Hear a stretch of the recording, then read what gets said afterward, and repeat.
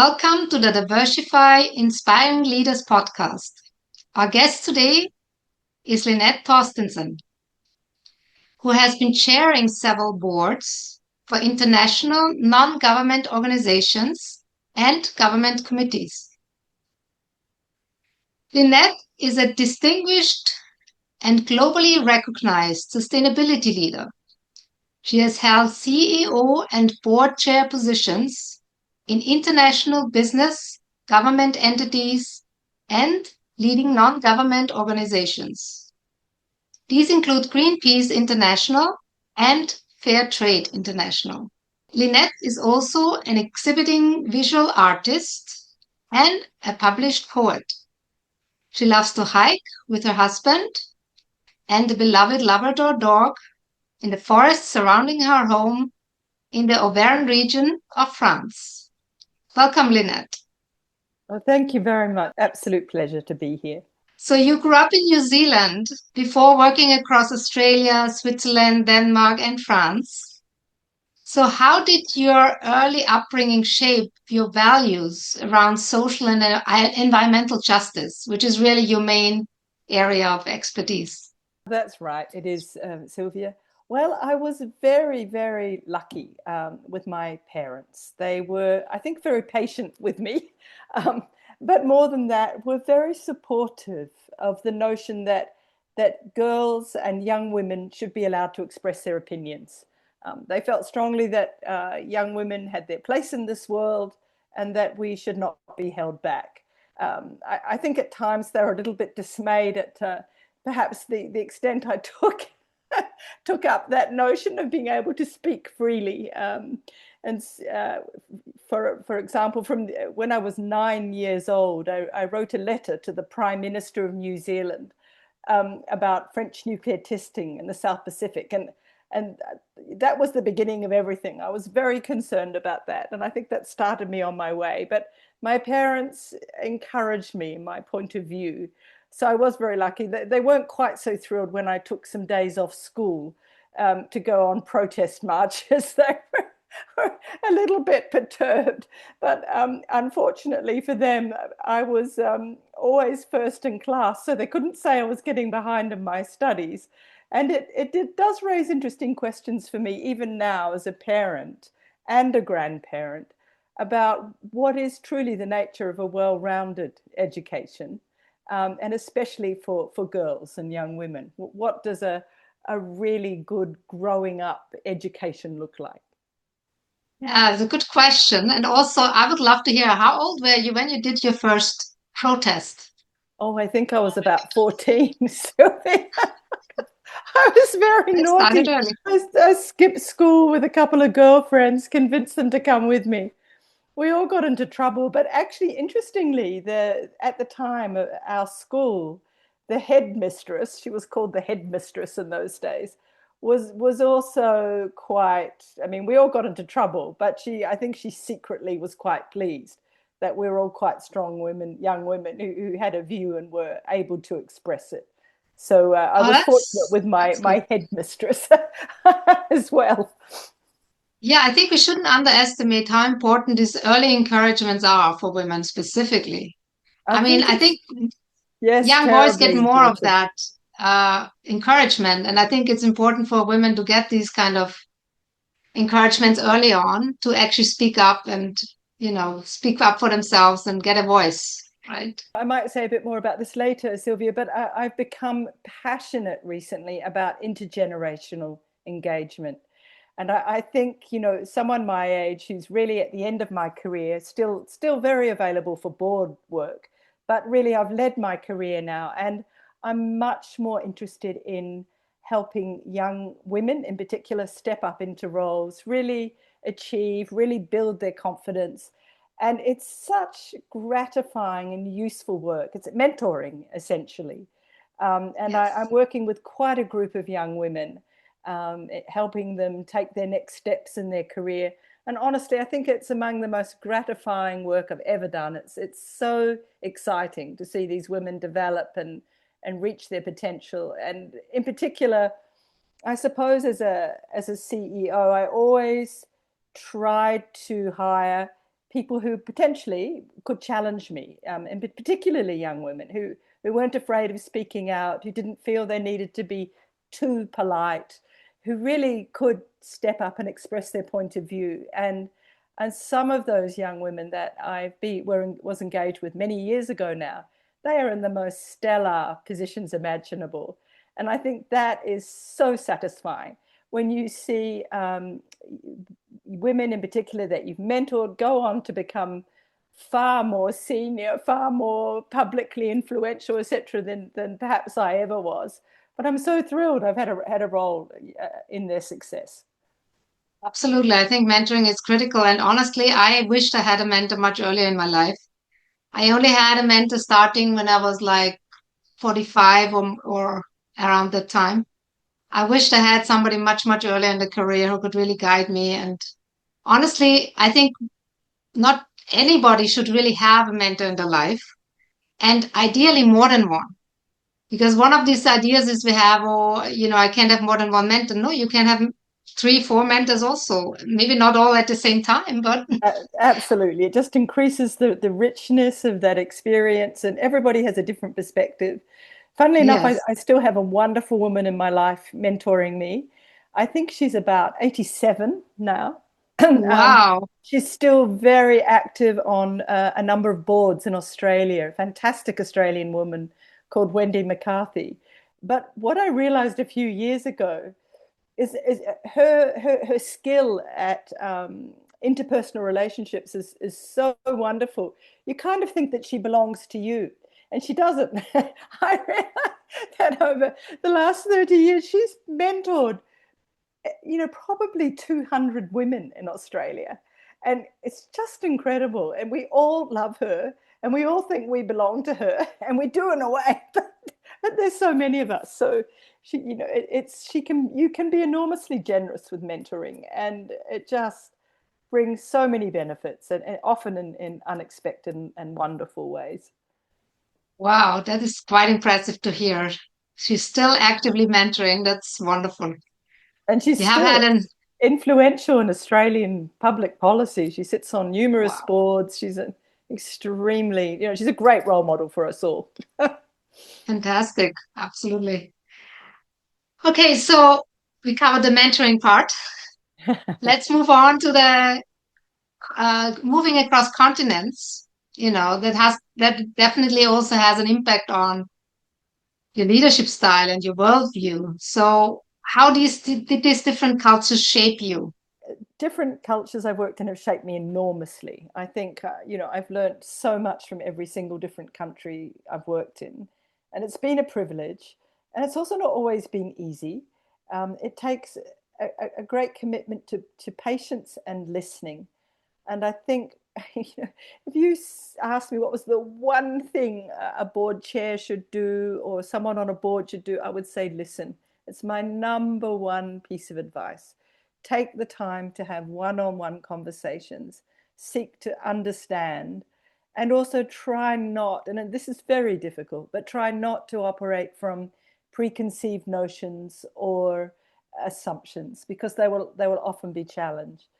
But Sylvia, above all of that, I've found that it's our common humanity that helps us get through complicated situations. So yes, there is so much to learn about cultural difference, and you must do so respectfully. But at the end of the day, I think if there are good intentions, good motivations, kindness, patience, compassion, then our common humanity will arise. And that's certainly been my experience, on numerous boards that I've sat on, where we've had one of the boards I chaired had 11 different nationalities represented on it. And in fact, two of our members couldn't speak English at all. There were some Spanish-speaking members and French-speaking members, and we had to manage all of the language issues. But it was an immensely rich experience, because I think we were patient with each other, mostly kind with each other, not always, and just took the time to try and understand. So that's interesting. So, do you think there's a difference in terms of corporate board versus nonprofit board and the kind of diversity you see there? Because that's quite extraordinary. You had so many different. Well, I think nationalities? some of the more progressive non-profit organizations have rules about diversity on their boards, and that's a good thing. And we find that there's been many studies in the corporate world showing that the more diverse your board in terms of range of opinions and perspectives, the better your business outcomes will be. So that there's been so much work done along those lines. So yes, we found that really, really valuable. One of the boards I sat on, because we were a truly global organization, had quite strict rules about representation of different zones in the world. So we couldn't just be all Anglo-Saxons, for example. We had to really, we had quite important rules about that. And I think ultimately it was enormously valuable for the diversity of perspectives. Yeah. So, do you see a significant difference between corporate boards and nonprofit boards? There are some differences, but I would say first and foremost, there are more similarities than differences. I think the biggest similarity is that you are seeking to engage in good governance, so leading the strategic direction of the organization, observing properly your fiduciary duties, and also properly supporting your CEO, or in some cases co-CEOs, making sure you absolutely have their back, unless of course there are serious performance issues. So all those elements are exactly the same really as a corporate board and a non-profit board. Where it's different is all around purpose.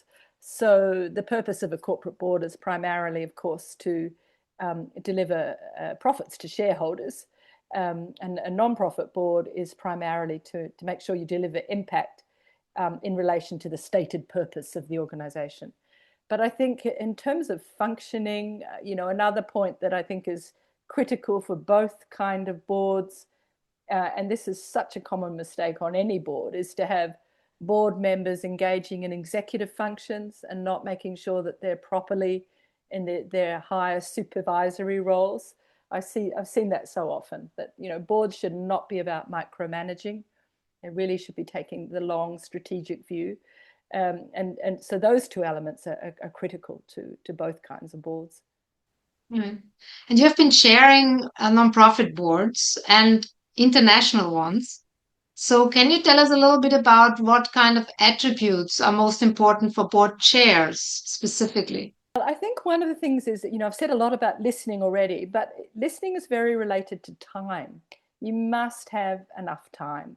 And I honestly, I see advertisements from time to time for board chairs or trustees of nonprofits, of global nonprofits, and they say things like, "Oh, one day a month." That is just never true.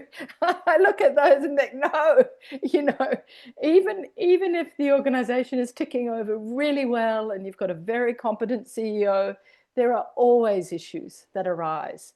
And if the organization, for one reason or another, is in difficulty, or you have to replace your CEO and you're engaged in a serious recruitment exercise, or there are other concerns to do with delivery of the programs, or there are fundraising issues, that is all very time consuming. So the first thing I would say to anyone who's interested in chairing or sitting on a non-profit board is you have to realistically make time. Otherwise you'll be stressed. And I think, you can be a really good performer on a board if you do the work, do your homework. So, I took great pride in making sure I read every single paper properly.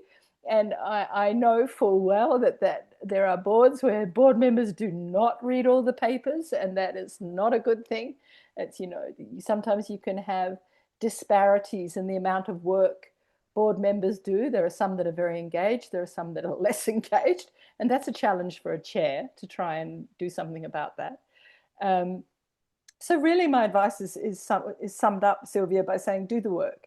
Take the time to have the one-on-one conversations with your board members, with other stakeholders, with the full knowledge. However, if you're CEO, you can't be running around speaking to their teams without their knowledge. But, nevertheless, take the time to really get to know the organization in terms that you're chairing. and really listening to people. And that's time consuming. I remember on one of the boards I joined, I made time to have an hour-long conversation with each of the board members. So that was 11 people, just after I joined. And I think, you reap what you sow. It helps build trust. It helps build productivity. We understand who we are and how we work together.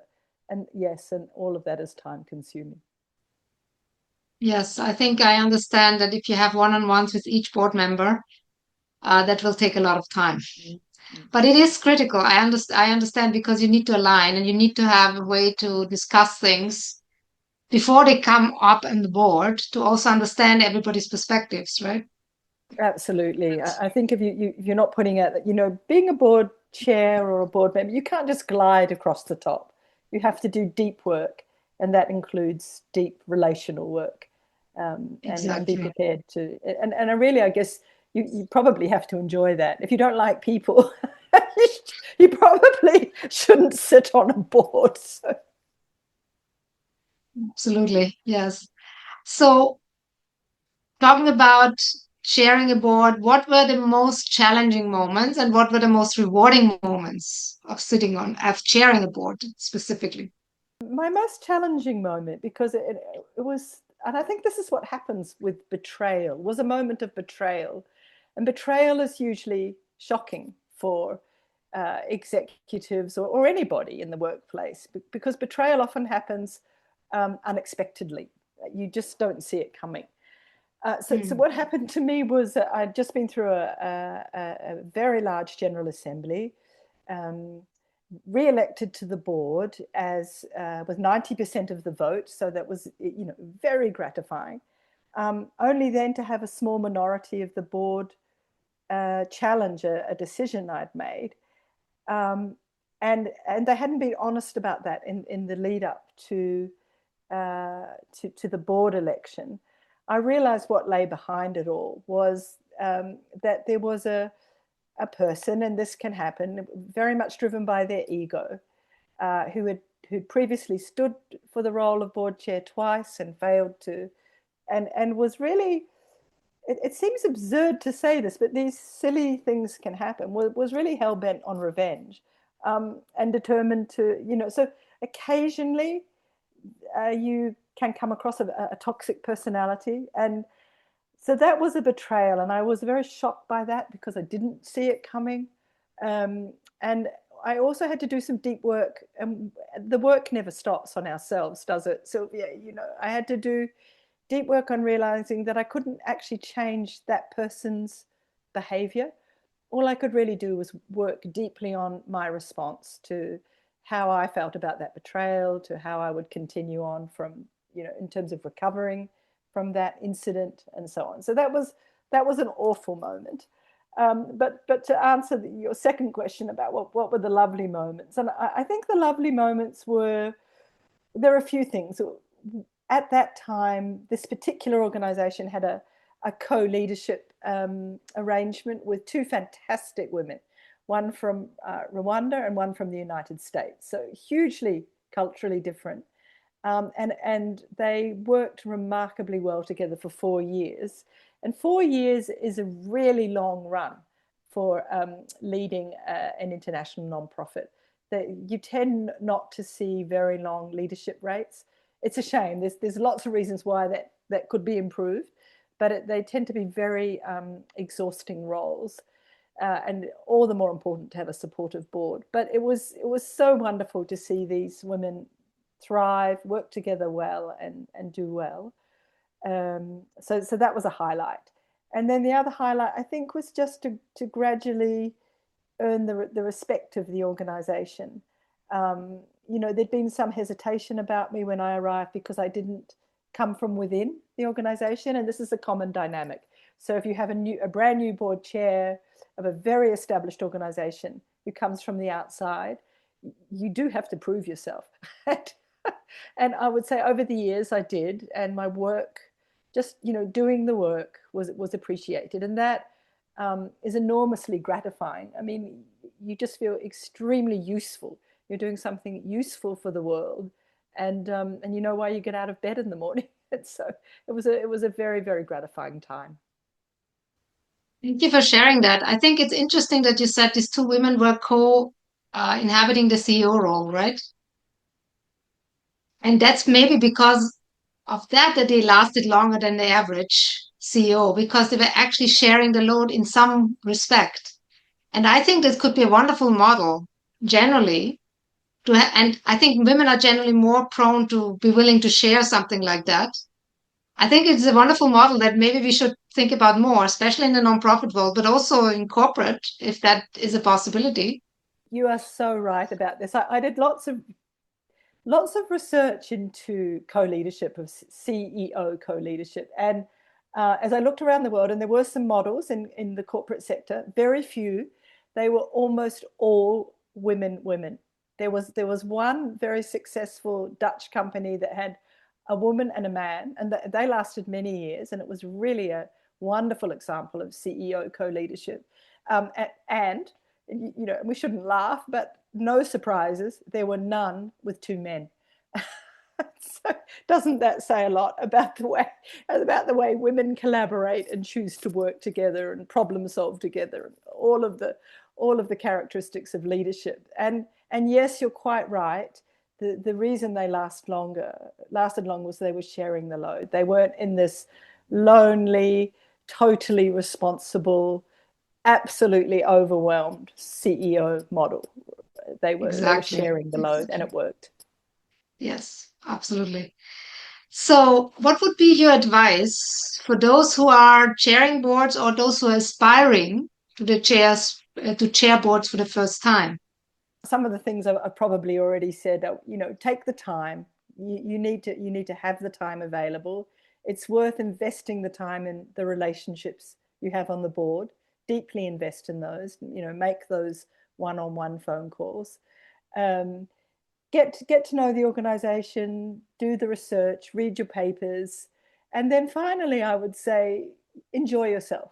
You know, this is a wonderful opportunity to show leadership, to be wise.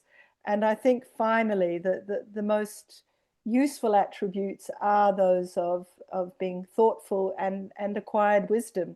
And that is one of the wonderful things you have when you get to my age. I always say, hopefully, you know, I'm in my mid-60s. By the time you get to my age, there's two things hopefully you have: some wisdom and a very large network, which only comes with time.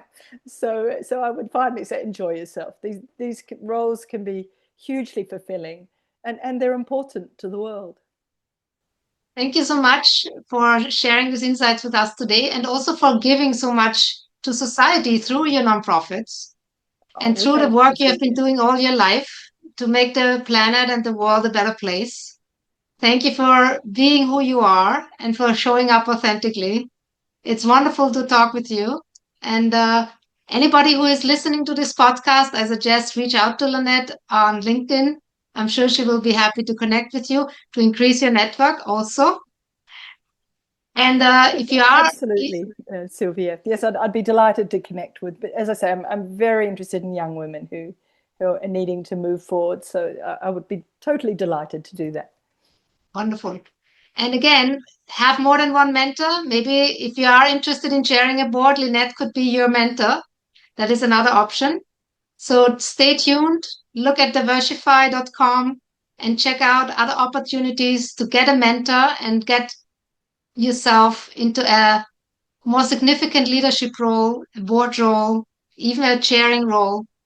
And thank you, Lynette, for joining us today at the Diversify Inspiring Leaders podcast. It was my pleasure, Sylvia.